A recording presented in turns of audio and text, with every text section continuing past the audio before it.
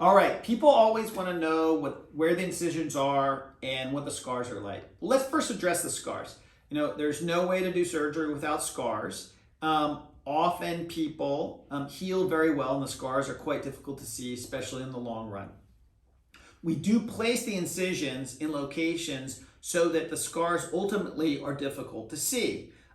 In particular, in the area around the temple, we go a couple of hair follicles back into the hairline and we incise at a certain angle so that afterwards, after everything is healing, the hairs are almost growing through the scar, thus making it difficult to see. Then we come to the area just in front of the ear and we transition to along the ear where we hide it in some of the hollows and the shadows of the ear. This is called the root of the helix, so just in front of the root of the helix.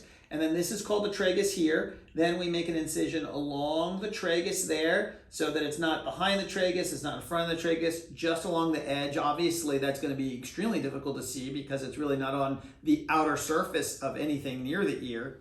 And then just below the tragus, we have to branch out just a couple of millimeters, less than 1/8 of an inch or 1/8 of an inch. And then we find a crease that exists in almost every one, and we make that incision going downwards into the crease. And then we come around the earlobe, and then behind the ear, almost everything is really well hidden. We make an incision in the crease behind the ear, and then we extend across where there's no hair here behind the ear. We cut across there where it's relatively narrow, so there's not a really large visible scar. And then we come back along the hairline for a little bit and then often kind of dive into the hair, again, where the incisions are quite difficult to see. I will say that it's very rare, almost extremely rare, that in the long run, after everything is healed, that patients have issues with the scar.